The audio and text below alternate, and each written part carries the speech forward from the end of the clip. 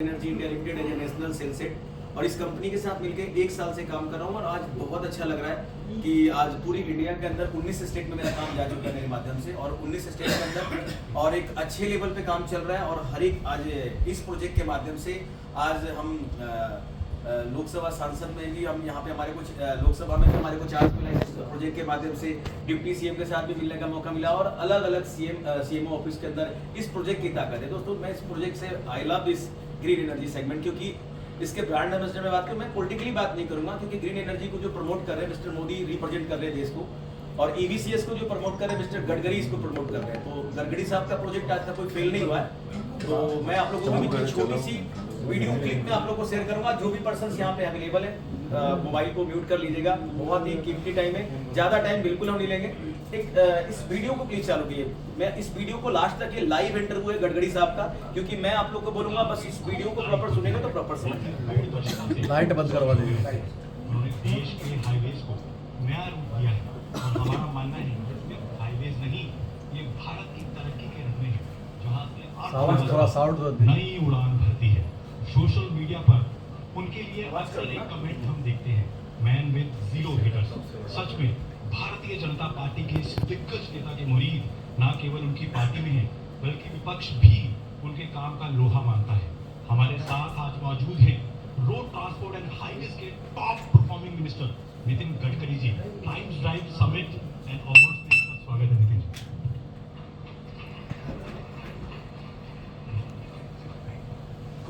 भारत में लाखों लोग मेरे जैसे इलेक्ट्रिक कार खरीदना चाहते हैं लेकिन चार्जिंग इंफ्रास्ट्रक्चर और की कमी और दूसरा महंगा होने की वजह से थोड़ा हिचकिचाते हैं। तो चार्जिंग इंफ्रास्ट्रक्चर पर गडकरी जी क्या क्या काम हो रहे हैं, क्या क्या कदम उठाए हैं?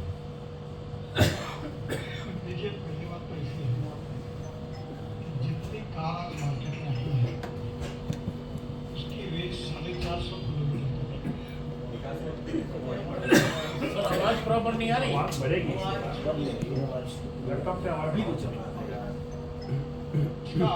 आपकी आवाज कैसी है?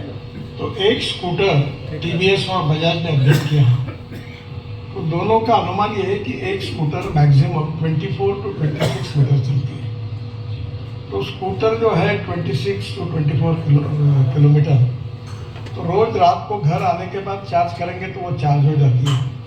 इसलिए टू व्हीलर में तो कोई प्रॉब्लम ही नहीं है चार्जिंग स्टेशन का।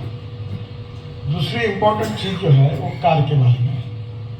अभी जो कार आ रही है सबकी मेरे अंदाज से सब 300-350 किलोमीटर के ऊपर है और कार भी जो शहरों में चलाते हैं उनका भी रेंज बहुत होगा तो 80 से 100 किलोमीटर के ऊपर कार नहीं चलती।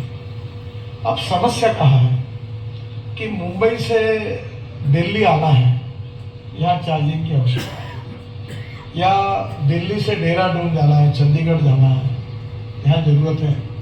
तो अभी NHAI की तरफ से हम 670 रोड साइड एम्यूनिटीज बना रहे हैं और जहाँ चार्जिंग स्टेशन लग रहे हैं तो मुझे नहीं लगता कि कोई प्रॉब्लम आएगी। सबसे इम्पोर्टेंट प्रॉब्लम ये है कि जैसे पहले मोबाइल फ़ोन आए तो हर कंपनी का चार्जर अलग था, तो वो एक समस्या थी कि चार्जिंग सिस्टम हर कंपनी अलग अलग देती थी। बीच में हमने कानून भी तैयार किया और लगभग अब एक चार्जर में हो जाएगा। जो इलेक्ट्रिक बसेस हैं, अब इलेक्ट्रिक ट्रक भी आ रही है, तो इसमें भी अब चार्जिंग में मुझे नहीं लगता कि कोई अड़चन आएगी। और अभी तो हमने नागपुर में मेरे कॉन्स्टिट्यूंसी में पहला पायलट प्रोजेक्ट किया है, वो फ्लैश चार्जिंग सिस्टम है। अभी टेंडर कल रिसीव हुआ, 2 कंपनियों ने उसमें पार्ट लिया है। वो फ्लैश चार्जिंग सिस्टम है ना, ऐसा है कि 135 सीटर बस है। वो बस में विशेष रूप से यूरोप में ये बसेस हैं, इसमें इलेक्ट्रिक पर चलेगी और इसमें हवाई जहाज में जो सुविधा है जैसे एयर होस्टेस होगी, बस होस्टेस होगी, इसका टिकट रेट डीजल बस की तुलना में 30% कम होगा। और ये बस की विशेषता ये कि एक स्टॉप पर आएंगी तो ऊपर से जो फ्लैश चार्जिंग नीचे आएगा और आधे मिनट में बस चार्ज होगी। तो ये फ्लैश चार्जिंग सिस्टम में इसमें टोयोटो अपना सीमेंस और हिटैची की टेक्नोलॉजी है। टाटा और ये जो पूना में इक्का करके कोई कंपनी मेहता जी के, वो दोनों ने इसके लिए टेंडर भरा हुआ है। और इसके साथ साथ और ये विशेष रूप से इलेक्ट्रिक बसेस, अब कोई भी शहर में जाइए बड़े प्रमाण पर इलेक्ट्रिक बसेस आई। अब हमारी अड़चन ये है कि देश में कैपेसिटी इलेक्ट्रिक बसेस बनाने की 50,000 बसेस की है और रिक्वायरमेंट 1,10,000 20,000 बसेस की है, तो बसेस ही नहीं मिल रही। तो आने वाले समय में इलेक्ट्रिक बस के साथ इलेक्ट्रिक बसेस भी बन रही है, इलेक्ट्रिक ट्रक्स भी बन रहे हैं, और इसका केवल डोमेस्टिक मार्केट में नहीं, अब इंटरनेशनल मार्केट में भी हमारे एक्सपोर्ट में बहुत बड़ा पोटेंशियल है। लगभग सबने बनाया है और मुझे लगता है कि अब कोई इसमें जो मेरे पास अभी आप जो कह रहे हैं उसकी जानकारी है कि ईवी कार की ग्रोथ 15.4% है, पेट्रोल डीजल की 4.2% है, ईवी टू व्हीलर्स की ग्रोथ 33% है, पेट्रोल डीजल की 14% है, ईवी थ्री व्हीलर की ग्रोथ 19% है, पेट्रोल डीजल की 6.8% है। फर्स्ट टाइम ईवी की ग्रोथ पेट्रोल डीजल की तुलना में बढ़ चुकी है।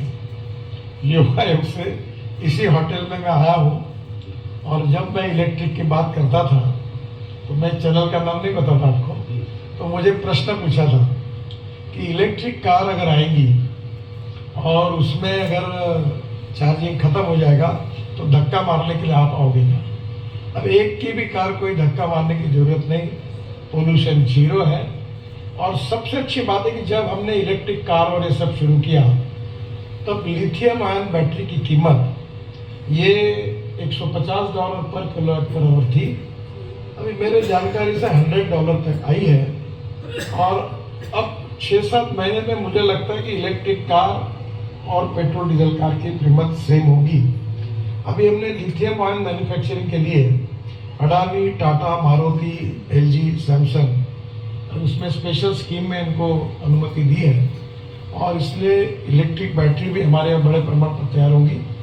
और इसके साथ जो केमिस्ट्री डेवलप हो रही है, lithium ion, zinc ion, sodium ion, aluminium ion, उसका भी काफ़ी काम हुआ है। और जम्मू कश्मीर में 6 million ton 6% of world reserve हमको मिला है, जिससे 60 करोड़ हम लिथियम आयन बैटरी का यूज इलेक्ट्रिक कार के लिए कर सकते हैं।